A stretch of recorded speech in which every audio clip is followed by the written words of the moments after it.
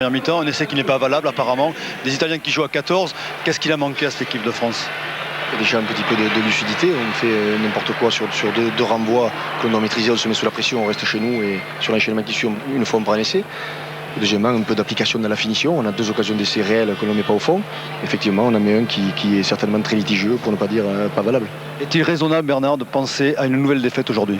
Non, il n'est pas raisonnable de penser à une défaite, vous savez, c'est la loi du terrain, donc je leur souhaite de faire une grosse deuxième mi-temps et que l'équipe de France gagne haut la main, j'espère. Merci. À vous, Pierrot Salviac.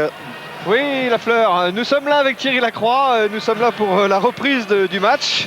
Alors, première constatation, mais je pense que Cédric Vaudou va nous le confirmer, il y a des changements dans l'équipe de France. Oui, effectivement, Pierre, Raphaël Ibanez est rentré à la place de Marc Dalmazo au talonnage. Et troisième ligne centre, un changement également, puisqu'Abdelatif Benazi a fait son entrée à la place de Thomas Lièvremont. Thomas Lièvremont qui souhaite un bon anniversaire à ses frères jumeaux Pierre et Luc au passage. Alors que le renvoi va être fait cette fois-ci par Thomas Castagnède et non par Alain Penaud. Allez, c'est parti pour 40 minutes. 3 points d'avance seulement pour l'équipe de France. Rappelons-le au passage. Et une relance française alors que les Blancs maintenant attaquent tambour battant cette deuxième mi-temps. Weber, combinaison avec Mallier qui arrive sur la ligne des 22 mètres de l'équipe d'Italie. Oui, belle croisée. Et là, il faut jouer au large. Voilà ce qui est fait. Venditti qui a donné cette balle à hauteur pour Magne. Mais passe en avant entre Venditti et Magne. Il y a en tout cas, on sent qu'ils ont été remontés, les Français là. Ils attaquent le match, ils attaquent cette deuxième mi-temps. Ils essaient de mettre tout de suite la pression sur les Bleus. Les Bleus qui sont italiens aujourd'hui. On va compter sans doute beaucoup sur le talent effectivement d'Olivier Magne pour débloquer tout cela. Un bon lien qu'il est entre avant et 3/4. Martin blessé qui se fait soigner en ce moment, l'auteur du premier essai italien. L'équipe d'Italie qui est entraînée par un néo-zélandais, Brad Johnston, qui a entraîné les Fidji encore lors de la dernière Coupe du Monde. Vous l'avez vu là, Venditti qui a donné le ballon en avant, même si le ballon n'est pas tombé. La passe était en avant. Allez, Troncon à la mêlée, passe à Dominguez qui va jouer au pied, il va croiser, non, Chandel opposé. Et Ntamak, et c'est un ballon de récupération pour les Italiens. Oui, c'est Kekinato qui a remis cette balle. On l'a récupéré côté des Italiens. Français, oui. La France par Weber. Allez les bonnes, Abdel au large. Et jouer Richard en position de 9. Oula. Et oui, mais comme Richard, voilà, il faut aller au rang un petit peu, fixer ses joueurs italiens par-dessus, Troncon. Quelle succession dans l'adresse. Ça devient un rugby un peu foufou, mais un rugby non contrôlé. Voilà ce qui arrive quand des Latins remontés à la mi-temps ne font jouer que leur agressivité sans temporiser quand il le faut et faire preuve de plus de lucidité dans l'organisation du jeu. Le rugby amène réflexion, c'est tactique aussi. Mais là on est entre Latins, Thierry. Ceci n'explique pas toujours cela. Allez, lancé de Ibanez qui a remplacé Dalmazo. C'est le défaut de nos qualités souvent. Allez, belle prise. Non, ballon intercepté côté italien. Ou le côté fermé. Oui, avec Stoïka qui déménage lui en général. Bien pris par Weber. Il était tout seul au dernier but. Troncon sollicite Dominguez par-dessus. Dans la boîte. Ou le bon coup de pied. Attention, la contre-attaque pour Castagnède qui a slalomé.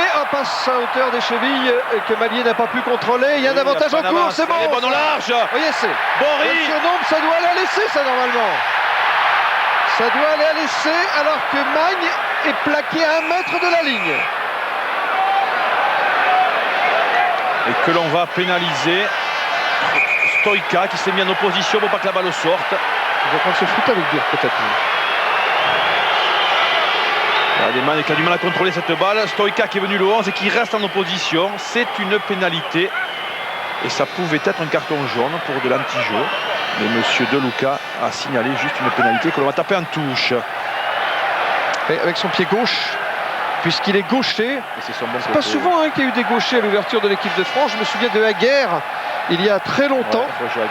Très longtemps à Aguerre, le Biarro en 79. En mise en jeu à la touche sur la ligne d'essai aux prises de balle. Magne pour l'équipe de France, charge de Califano. Les Italiens contraints de défendre coûte que coûte. Mali à la charge. C'est l'épreuve de force. C'est le bras de fer des Français là, qui sont sur la ligne d'essai des Italiens. Califano. Cali, l'Italien de l'équipe de France, lui aussi. Ça peut pas être Florence. Oh, y a-t-il essai? Oui, essai. Oui, il a signalé essai. Pelouse peut-être? Qu'a signalé M. De Luca? En tout cas, il accorde l'essai. Il accorde l'essai à l'équipe de France. Alors que Califano était tout seul, il est assez costaud pour résister. Il est resté sur ses pieds et ça, c'est bien joué. Le soutien est arrivé. En l'occurrence, ou Pelouse ou Magne. Allez savoir qui marque dans ces circonstances. Alors quand ils seront tous casqués, eh oui, mais c'est d'ailleurs un joueur au casque. Et bien vous voyez, c'est Pelouse, le 5, qui marque. J'avais bien vu. Donc je peux continuer l'année prochaine, malgré les casques. Souhaitons qu'ils aient un numéro sur les casques, ça sera plus facile. Oui, et puis leur nom, leur prénom, leur date de naissance. Voilà. Mais la surface est pas importante quand même. Je précise qu'il se prénomme Fabien Pelouse, et non pas Gilbert comme vous avez vu. Voilà, Fabien Pelouse, capitaine exemplaire, leader de ce pack français. Après une belle charge de Califano qui restait sur ses appuis. Et là, on est venu le soutenir. En tout cas, les Français marquent au bon moment, puisque les voilà maintenant en nanti de 25 points. Et peut-être 27. Si Richard Dout réussit la transformation difficile parce qu'elle est en point. Le 7 essai marqué par Fabien Pelouse, le troisième essai français. Elle part bien. Et ça passe. Ah oui, c'est bien. Bravo Richard. Dout, parce que là, c'est une réussite. C'est une réussite de buteur de top niveau. France 27. Italie 17, 10 points d'avance maintenant pour les Français qui ont fait le break. Un peu plus de sérénité dans le staff tricolore. Diego Dominguez pour la remise en jeu.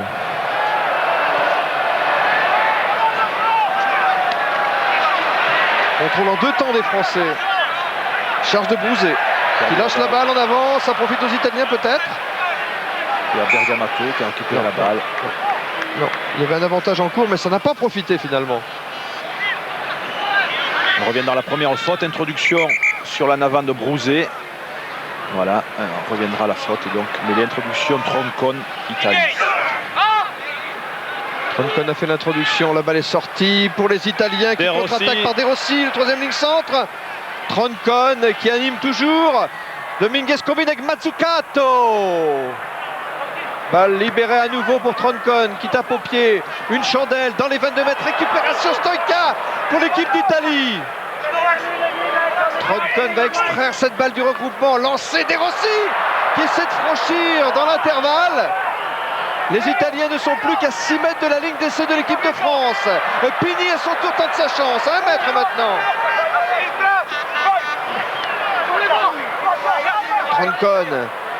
À l'intérieur, on a retrouvé De Rossi. Sauf qu'il peut dans le camp français. Martine maintenant à la percussion, défend bien côté français.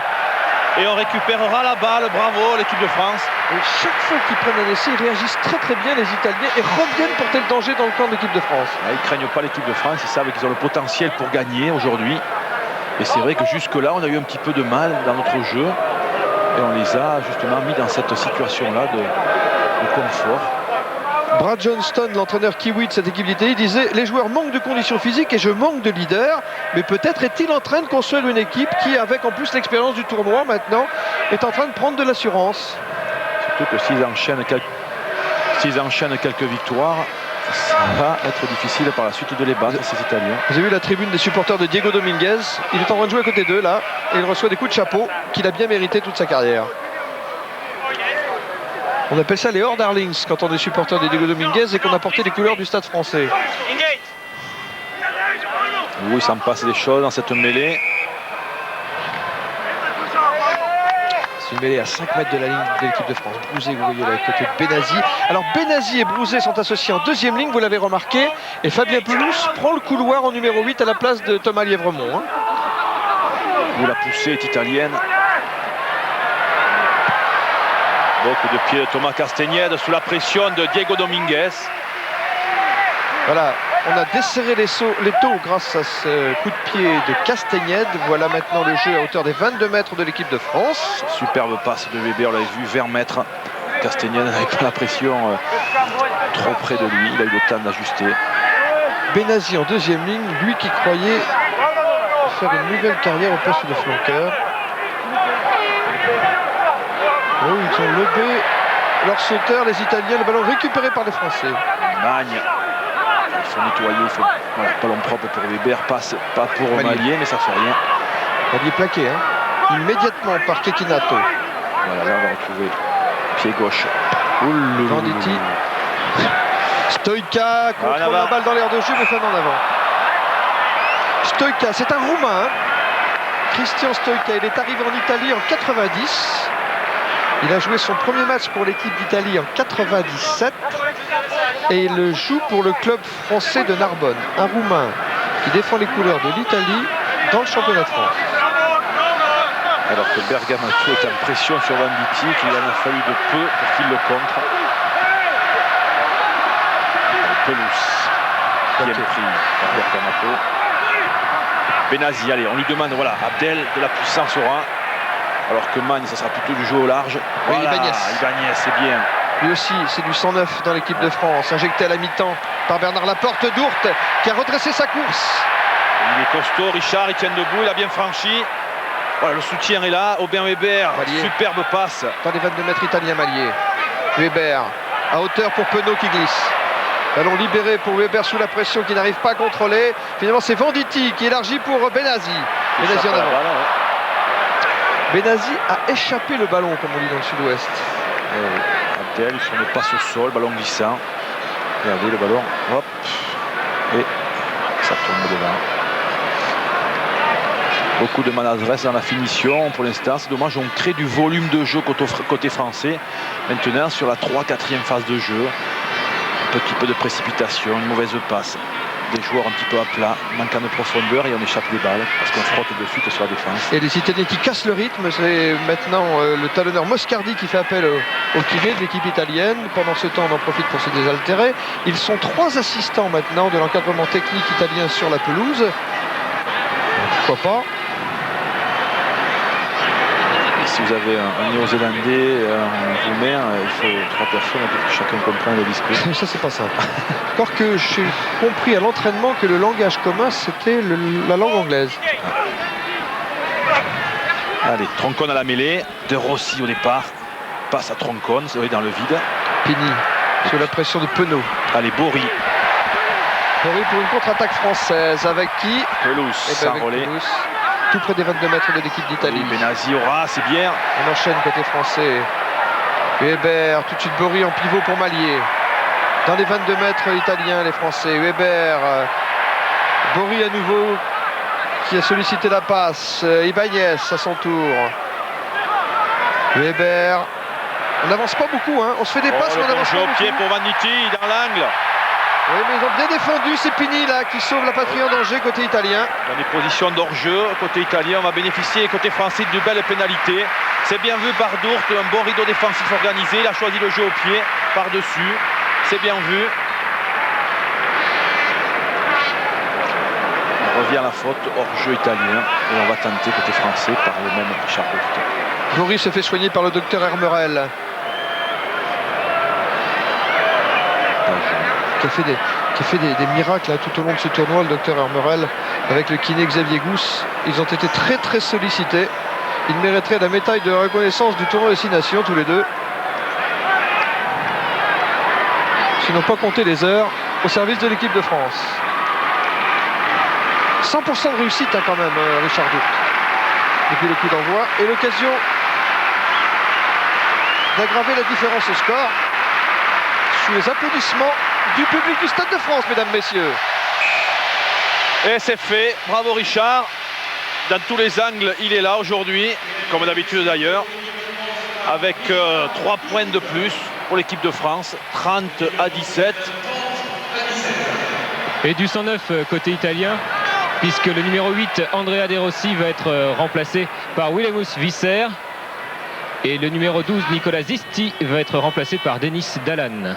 Le voici Dallan, le 3 Carrel. C'est un excellent chanteur au passage. Hein. Je pense qu'en 3e mi-temps, ça sera l'homme du match. Évidemment, Jean-Marc Léneret, avec son esprit breton, me suggère qu'il pourrait peut-être s'appeler Bob Dallan. Eh bien non. Non, non, il ne s'appelle pas Bob Dallan, il s'appelle Denis Dallan.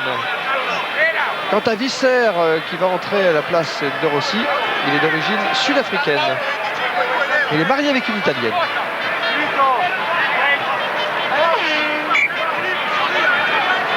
Rossi Visser, qui a porté les couleurs du Natal, comme Thierry Lacroix à une certaine époque d'ailleurs.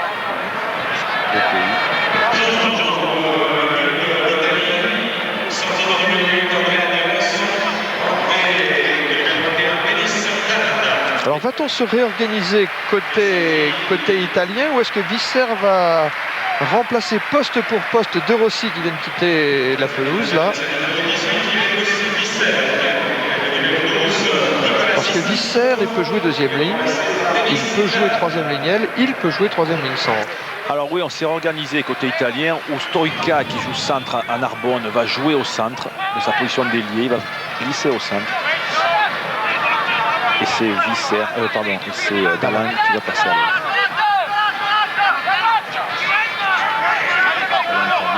On est bien placé cette fois-ci défensivement côté français. Voilà Califano qui prend au rang avec Tourner.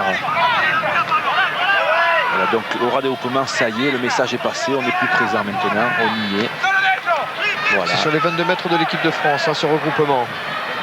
Califano, charge de Moscardi face à Cali. Dominguez avec une charge de Stoica qui a laissé échapper la balle, ça profite. Tamac dans ses 22 mètres sous la pression, dégage en touche. Il trouve la touche à une quarantaine de mètres de sa ligne. Madame Dominguez, d'origine argentine. Son oncle jouait avec Diego Dominguez pour le club de Cordoba.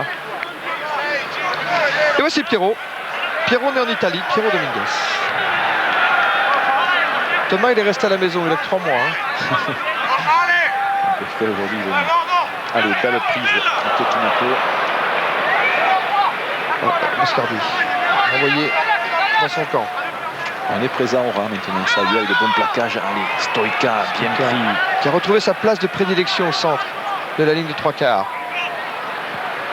Dominguez, je crois qu'on va beaucoup solliciter Stoica maintenant dans l'axe. Alors que la balle est sortie en touche. C'est bien joué. La balle est sortie en touche dans les 22 mètres de l'équipe de France. Les Italiens sont nettement menés maintenant. Il y a 13 points d'avance en faveur des Français. Mais ils ne lâchent rien. Je vois Enzo Weber avec Madame aussi dans la tribune. C'est un fan de rugby, comme son papa. C'est également un fan de vélo. Ça me fait penser que demain, évidemment, sur notre antenne, vous suivrez le Tour des Flandres. Et juste après, en léger différé, nous vous commenterons avec Thierry Lacroix le match de la Calcutta Cup entre l'équipe d'Écosse et l'équipe d'Angleterre.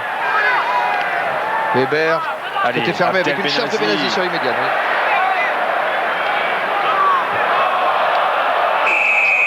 Pénalité pour la France. Vite joué par Weber, Penaud, Bory maintenant. Oui, il est costaud ce Bory quand même. C'est vrai qu'il me rappelle Philippe Saint-André, vraiment. Califano. Et il a trouvé le soutien de Mainz ou non? Sur la ligne des 22 mètres de l'équipe de France. Oh, le bon coup à jouer. Oh oui, il y a le surnombre. On prend l'intérieur. C'est ce qu'a choisi Castagnède. C'est plus qu'à 1 mètre de la ligne, les Français. Mais il a sifflé, M. De Luca, l'arbitre argentin de ce match. Il a sifflé. Et oui, on a vu Mazzucato qui était venu se mettre en position de hors-jeu. Pénalisé par M. De Luca. Oui, j'ai l'impression qu'il y a eu un coup de genou même, non? Oui, signalé aussi. Et du pied gauche. Alain Penaud trouve cette touche. Tout près de la ligne d'essai. Oui, il y a une cravate en tout cas. Cravate, oui. Au niveau main du bras, au-dessus des épaules. Dangereux dans le rugby. En tout cas, c'est Thomas Castagnède qui a chargé là. Il a pris la police italienne sur le dos. En mise en jeu, Raphaël Ibanez. On a choisi la touche et pas de tenter la pénalité à 30-17. C'est de bon augure. Prise de balle pelouse pour l'équipe de France. Dans l'axe. Oui, mais regardez, les Français perdent le ballon. Hein. Troncon derrière pour Diego Dominguez malgré Magne. La balle dans l'air de jeu et une relance de Castagnède qui a trouvé Tamac. Oh, le crochet d'Emile Tamac. Il est parti. Quels appuis ce joueur-là quand il a du champ. Extraordinaire créateur. En réalité, il faut pas jouer à l'aile, quoi. Je trouve que ça lui va bien. Mais bon, on est un peu à plat à côté avant. Penaud. Allez, Penaud qui remet dessus. Weber tout de suite, il a sollicité Tamac qui a retrouvé Tournaire en avant de Tournaire. Est-ce que ça profite aux Italiens qui récupèrent cette balle par Cristofoletto? Troncon maintenant. Dalan à son tour qui est sorti de la ligne dangereuse des 22 mètres italiens. Qu'est-ce qu'il nous fait là? Qu'est-ce qu'il nous fait? Il disjoncte ou quoi là? Et oui, Abdel Benazi qui était dans le camp italien s'est fait piétiner. Mais j'ai l'impression que les circuits imprimés n'ont pris un coup. Oui, et Lo Cicero qui s'est donné à cœur joie de piétiner Abdel Benazi. Regardez, c'est lui là. Qui nous fait ça? C'est le pilier, regardez, avec les crampons sur l'épaule et sur la tête. Voilà. Et ça, il y a quelques années, je me souviens, un joueur français s'était fait exclure pour ça. Vous vous en souvenez? Oui, c'était en 91, je crois. J'ai regardé le match. Oui, alors là, il faut que monsieur l'arbitre de touche, monsieur Ramage. Pour moins que ça, Benazi, pour son premier match international, s'est fait expulser. C'était en Australie, à Sydney. Ouais. Jacques Fourreau était d'ailleurs à l'époque l'entraîneur. Il en a connu des entraîneurs, Benazi. Alors là, on a appelé effectivement monsieur Ramage, le juge de touche. Rapport du juge de touche à l'arbitre, monsieur Deluca. Sur les sifflets du Stade de France, c'est Cristofoletto, le français. Parce que le rouge, récidiviste. L'Italien de Mont-de-Marsan, 2 jaunes égale un rouge, expulsion. Première expulsion d'un Italien dans un match du tournoi. Tentative d'explication, ça sert à rien. Parce que quand l'arbitre a pris sa décision, ça sert à rien. Et carton rouge pour Cristofoletto. Dommage, l'équipe d'Italie n'avait pas besoin de ça, mais j'ai vraiment l'impression que Cristofoletto, effectivement, a pété les plombs. Vous l'avez dit, hein, c'est délaté. Puis ça va coûter cher à Mont-de-Marsan en plus. Et oui, aussi, oui. Parce qu'il y aura forcément suspension et il y aura extension de la suspension, je pense, au championnat. Regardez le piétinement. Ça, c'est vrai qu'au rugby, c'est pas permis, messieurs. Alors il y a beaucoup de discussions d'ailleurs en ce moment. La question est de savoir si un joueur suspendu dans une compétition doit purger sa suspension dans une autre compétition. C'est le cas à l'heure actuelle, mais certains voudraient qu'on fasse la séparation entre l'Église et l'État. Oui, alors qu'Alain Penaud revient dans la ligne des 3/4 français, il était sonné, il est resté 3 à 4 minutes par terre, Pierre. Oui, mais alors voilà, donc le match va pouvoir reprendre. Les Italiens à 14 maintenant, jusqu'à la fin en tout cas, contre 15 Français qui mènent au score et qui devrait maintenant faire la différence. Allez, on va le sentir déjà, regardez au niveau d'avant, puisqu'il manque un joueur côté italien et on sait l'utiliser côté français. Benazi qui est prêt pour la petite croisée, voilà, c'est fait, c'est de Benazi. Bien vu Aubin Weber, petite passe de Sistera à l'intérieur. Abdel qui était très bien placé, puisqu'il était bien intérieur, il s'est caché jusqu'au dernier moment. Et la petite Sistera a fait la différence après une belle prise de pelouse. Et toute la famille française qui fixe ce paquet italien. Et là, le ballon est un petit peu lent à sortir. Et Aubin Weber, bon pied, bon oeil, lui va croiser cette petite Sistera. Voilà. Et Abdenazi puissant, c'est son jeu, Abdel aura. Abdelatif Benazi, essai. Lui qui avait été touché dans son orgueil parce qu'il n'avait pas été choisi comme titulaire au coup d'envoi de ce match. Il avait dit je sais ce qu'il faut faire pour revenir. Et là regardez, il est revenu plus tôt que prévu même puisqu'il est entré à la mi-temps et il marque un essai après avoir échappé au crampon de Cristofoletto, mais de peu. D'ailleurs j'en finirai avec Cristofoletto, 2 cartons jaunes en 2 matchs plus un carton rouge, ça fait quand même beaucoup pour un seul joueur. Allez Richard, 6 sur 6. 100% de réussite sur le bon côté, oui. Et voilà, ça fait 7 sur 7. Ah non. Eh ben non, tu vois. Aïe. Faut jamais vendre la peau de l'ours avant de l'avoir tué, Thierry. Ah oui, mais Richard, je le connais bien. J'en profite d'ailleurs pour te remercier, Thierry, puisque j'ai appris que tu allais renforcer l'équipe du Stade Rocher contre Dax en championnat pour une pige. Ouais. Et tu as le droit, puisque tu joues dans le championnat d'Angleterre, tu es libre ce jour-là. Effectivement. Eh ben, tant mieux, je te remercie. Et c'est contre Dax. Mais c'est vrai que tu es de Saint-Paul, les Dax. Hein. Oui, mais suis parti en bon terme avec Daco, mais ça me fera plaisir de revenir jouer. Oui, tu seras bien en journée noire. Juste un match, après tu retournes au Saracens. Hein. Voilà. Merci en tout cas. Nouveau changement pour l'équipe de France. Pierre-Olivier Brouzet sort et cède sa place à Hugues Murin. Voilà, du 109 et Hugues Murin, c'est un retour. C'était un retour manqué contre l'Irlande, puisque vous savez qu'il avait été rappelé, ça avait été la surprise du chef. Et il n'avait pas pu jouer parce qu'il s'est blessé dans la semaine à l'entraînement avec l'équipe de France. On l'a rappelé, il était sur le banc des remplaçants cet après-midi. Et cette fois-ci, il est en état de tenir sa place. Lui que l'on dit en plus être la future poutre de ce 15 de France. Bah déjà, il a les épaules les plus larges du rugby français. Que oui. Et au bon sens du terme. Hein. Oui, joueur exemplaire du Stade Toulousain.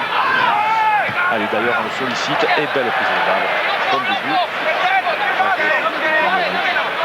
Allez, Rafraud Bagnès. Un bon quart d'heure à jouer. Califano, Robin Weber, Magne, le jus. Voilà, il faut vite le soutenir maintenant. C'est fait. Belle rafale. Benazi au relais. Weber, un côté fermé avec Penaud. Tamac qui garde le contrôle de la balle, qui a franchi la ligne médiane, qui essaie de slalomer dans la défense. Oh, la belle qui passe sollicite le soutien français et il y a un contre. La belle passe de Franck Tourner comme un 3/4 centre. Superbe action, Alain Penaud. Et là, Émile, bien sûr, et ses appuis fabuleux, qui avance, fait la différence, passe le ballon. Tourner, je prends, je donne, comme un 3/4 centre. Hugues Morin, interception de Stoïca, c'est dommage. Car l'action était magnifique et qu'elle passe sur un pas de Franck Tourner, comme quoi le rugby a beaucoup évolué. On demande maintenant des piliers de savoir faire des passes sur un pas, ce qu'on savait faire dans le passé, peut-être un peu moins que maintenant. Mais il faudrait y revenir, hein. Dans l'intérêt du jeu, dans l'intérêt du rugby. Ah, le jeu de contournement, le jeu des espaces, au moment où on parle de densité physique, ça existe toujours. Allez, Benazi, Weber par derrière pour Castagnède aussi, avec des appuis extraordinaires. Émile Ntamak au relais. Malier partout aujourd'hui. Oui, il a franchi la ligne des 22 mètres, Alain Penaud. Weber, Benazi qui charge à Souvreau. Ça, c'est des ballons dynamiques, c'est superbe. Richard au large. Je vois qu'ils vont exploser les Italiens. Bory a récupéré cette balle. C'était pas un cadeau. Ce n'était pas un cadeau. Les Français toujours contrôle par Bory. Mais tout seul, mais il s'en sort. C'est Richard Dourt finalement. Venditti. C'est Venditti qui récupère cette balle. Le primo. Allez. Penaud, belle sautée pour Cali. Il adore ces ballons. Cali, voilà, croisé avec Castagnède. Le mec échappe au plaquage. Pelouse.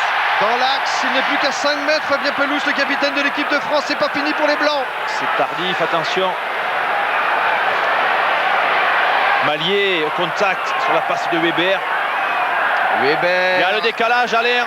Il a fait l'intérieur, il passe et c'est. Voilà, comme une cordate blanche. Alain Penaud. Alain Penaud, ça y est. Il a fini une superbe action française, à droite, à gauche. Percussion au ras. Et l'espace s'est créé, bien évidemment, par la suite. Superbe passe de Weber, crochet intérieur. Et là, la terre promise. C'est le deuxième essai d'Alain Penaud dans ce match. L'équipe de France atteint les 40 points, mais je vous rappelle que les Irlandais ont battu l'équipe d'Italie par 60-13 et que les Anglais à Rome ont battu les Italiens par 59-12. Alors encore un petit effort, messieurs les Français, dans ces 10 dernières minutes, s'il vous plaît. Et pourtant, ces Italiens nous ont mené la vie dure jusque-là. Richard Dourt ayant réussi la transformation. On est à 42.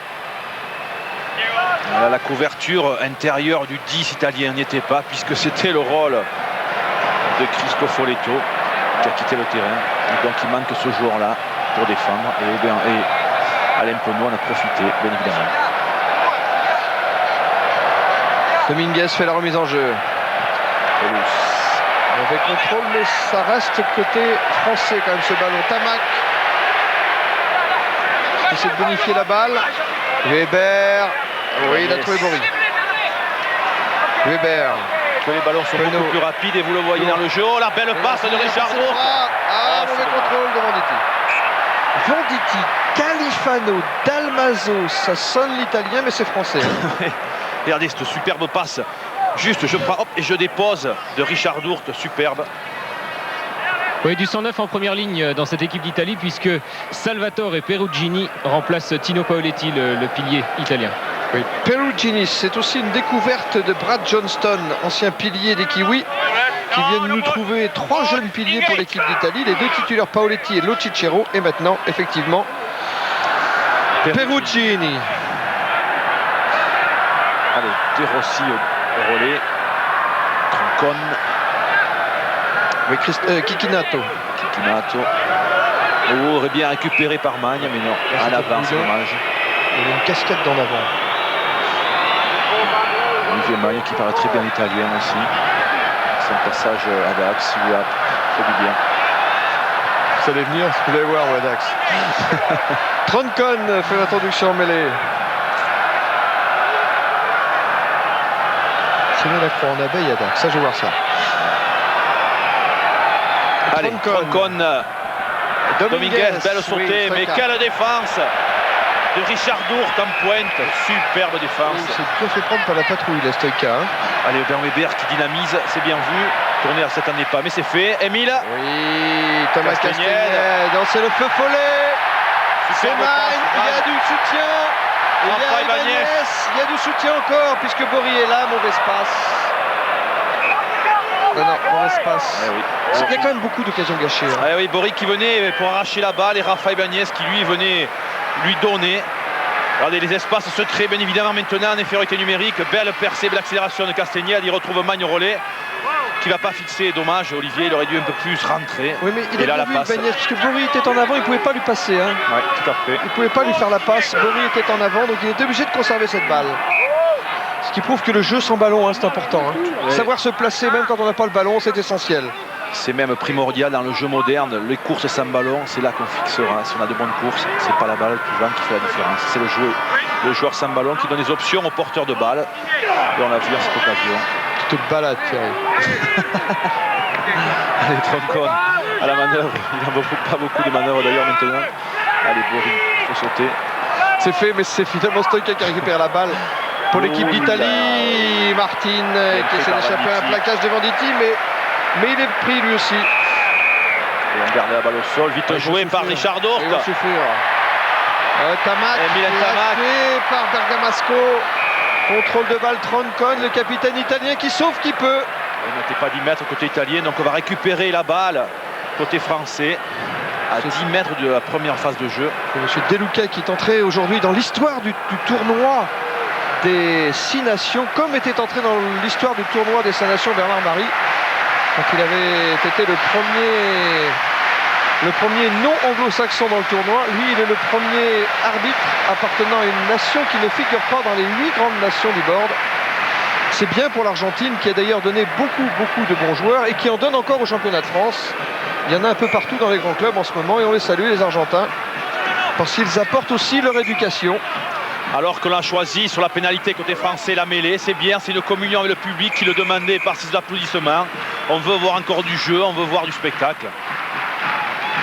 Et ça c'est bien.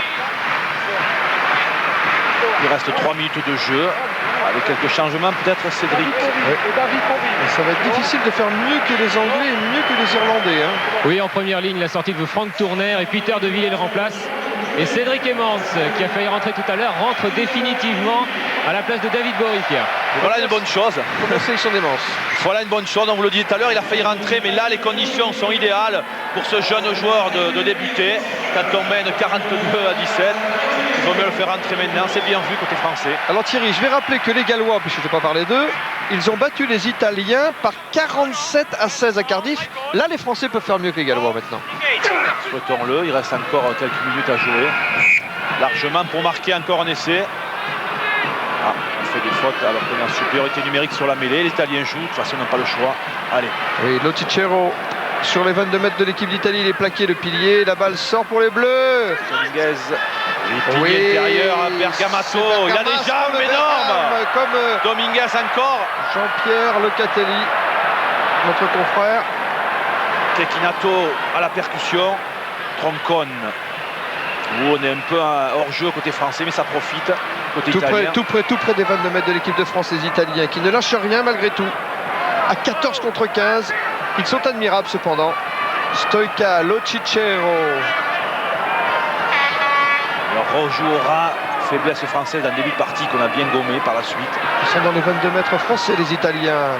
Stoïca, on a sollicité Mazzucato qui slalom et qui marque. Essai de Mazzucato. Et oui, même à 14, ils sont dangereux, la preuve, ces Italiens. Mais ils méritent un coup de chapeau quoi qu'il arrive. Hein. Oh, eux aussi, c'est vrai. Eux aussi. Et je peux vous dire que dans quelques années, quand ils se seront bien faits à ce rugby destination, ils seront dangereux, ces Italiens. Ils apprennent pour l'instant. Il y a du potentiel, c'est jeune, un bon entraîneur derrière. Oui, c'est son premier match dans le tournoi, Mazzucato, il était blessé. Il n'avait pas pu débuter dans le tournoi comme prévu. Eh bien, il a retrouvé ses jambes, sa force, sa puissance, et il se signale à l'attention, marque un essai. Voilà, il a échappé au plaquage d'Emile Ntamak, pris intérieur à Mallier. Et la couverture française n'est plus là. On n'a plus qu'à aller.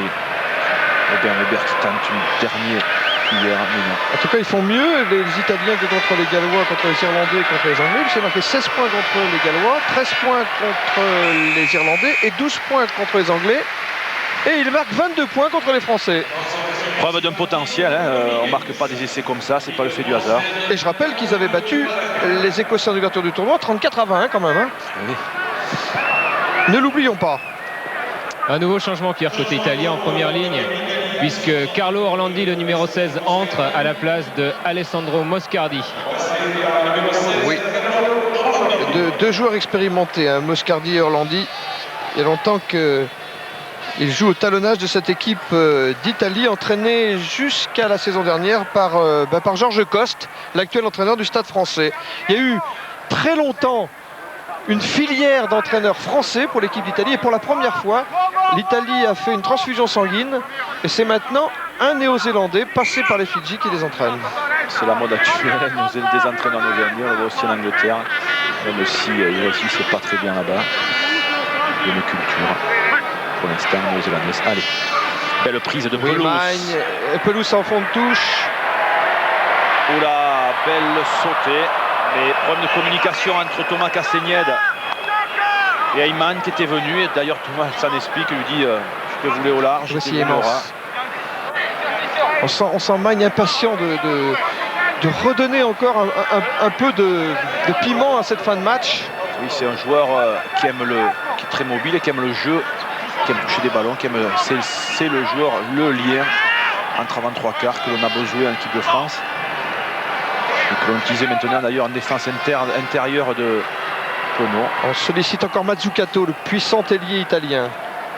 Troncon, il y a peut-être un petit en avant. Hein. Ouais. Monsieur De Luca laisse jouer. Oui, ils sont à 14. Il peut faire ce cadeau aux Italiens, surtout après l'essai marqué par Castagnède en première mi-temps.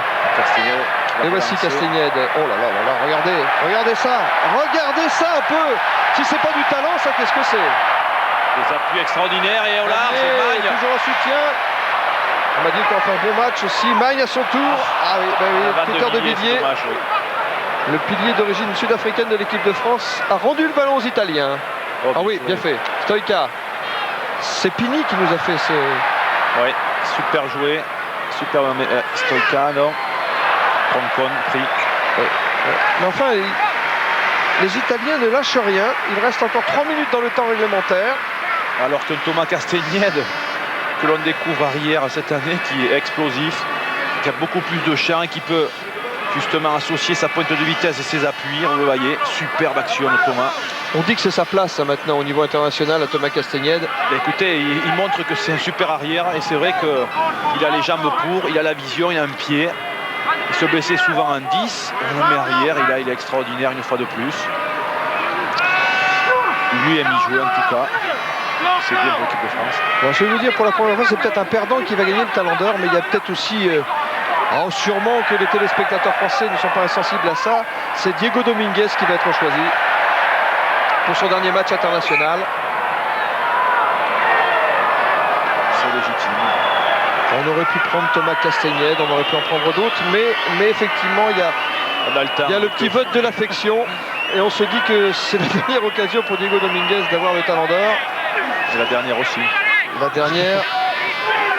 Ouh, la belle poussée française. Ça sera pour l'ensemble de sa carrière, tiens. Exactement, c'est bien de récompenser des joueurs de la sorte. Mais vous savez, les téléspectateurs, ce sont des bons juges. Hein. C'est lui d'ailleurs qui va trouver une superbe touche, Diego Dominguez. Sur la ligne médiane, pratiquement légèrement dans le camp de l'équipe de France. Voilà, ils desserrent les taux, les Italiens. On va arriver à la dernière minute dans le temps réglementaire.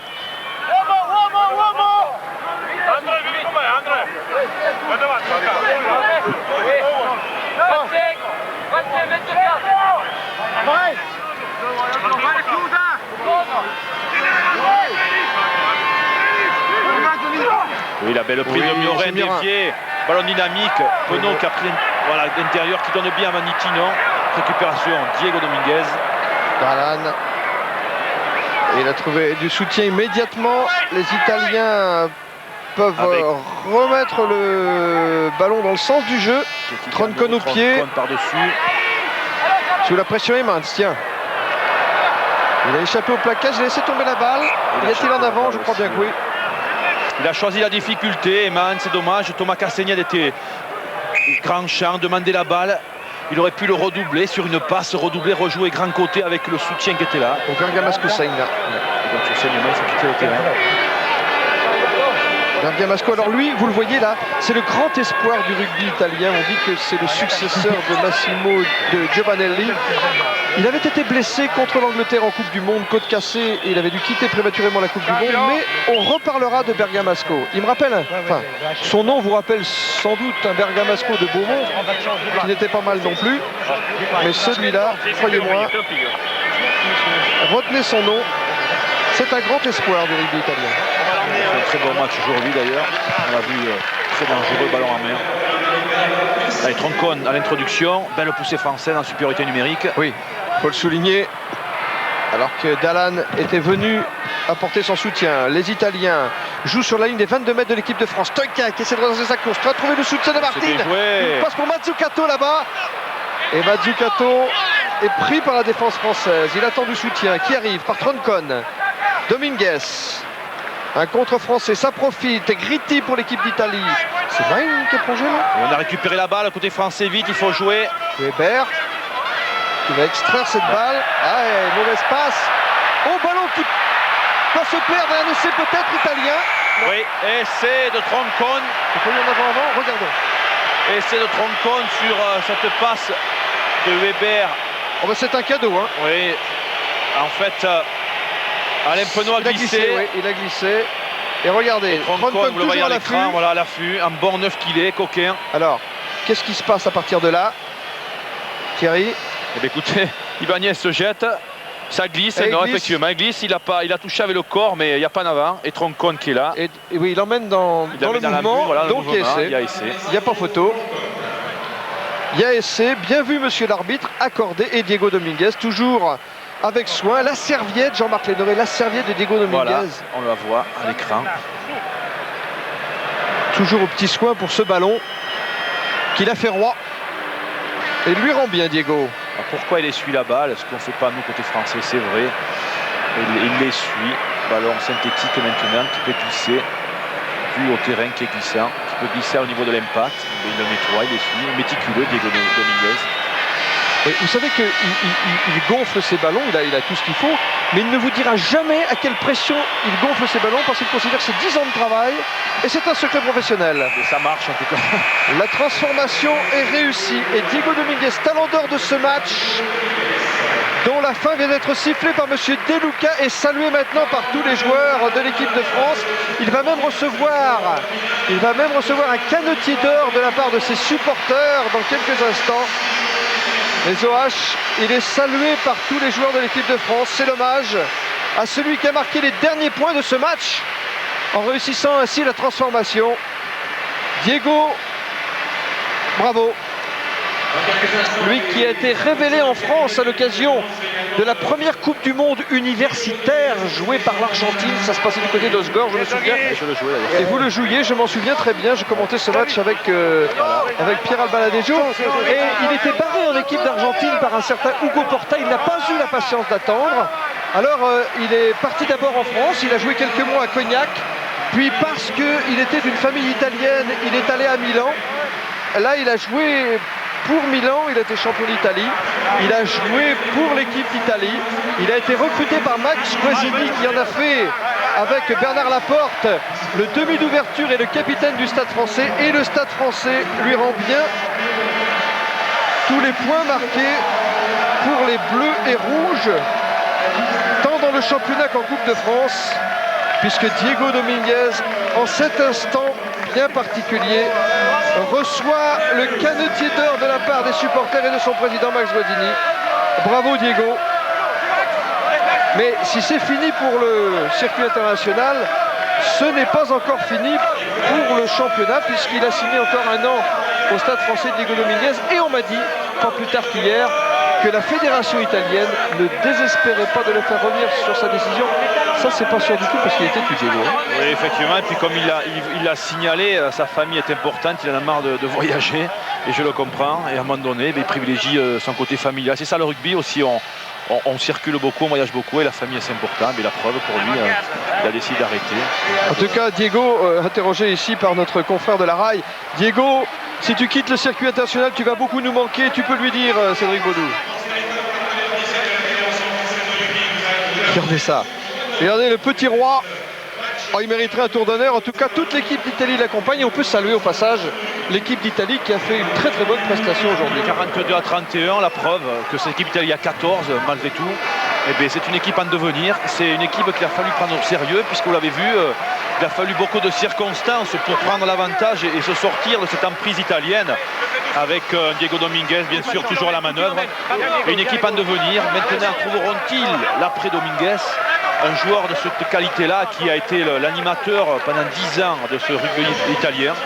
Ça, c'est la principale question que devra se poser Brad Johnson, l'entraîneur, quand on sait l'importance qu'a un numéro 10 dans une équipe de rugby. Souhaitons à l'Italie en devenir, d'en trouver un autre. Mais je ne désespère pas de le voir encadrer quelques jeunes, justement. Et c'est ça qui est beau dans le rugby. Il faut qu'ils forment des jeunes. Oui, dans ce match, l'équipe de France a marqué 5 essais, mais l'Italie de Diego Dominguez a marqué 4 essais. Voilà donc bien voilà une équipe qui est en progrès. Alors on se posait la question de savoir si l'arrivée de l'Italie dans le tournoi était une bonne chose. On pouvait en discuter, surtout après les cartons quand même encaissés devant les Irlandais, les Anglais, voire les Gallois. Mais après ce match contre la France et la victoire contre l'Écosse, Thierry, qu'est-ce qu'on peut dire? Écoutez, je crois que surtout le rugby italien a prouvé qu'il méritait d'être dans les 6 nations, incontestablement. Maintenant, c'est sa première année, il apprend. Il marque quand même 31 points aujourd'hui face à l'équipe de France. Oui. Il y a 6 mois, finaliste de la Coupe du Monde, rappelons-le. Donc, je crois que c'est une preuve de qualité. Revoyons-les dans un an et on en rediscutera. Thierry, regarde derrière nous. On les voit. Cédric Baudou en compagnie de Diego Dominguez, talent d'or de ce match France-Italie.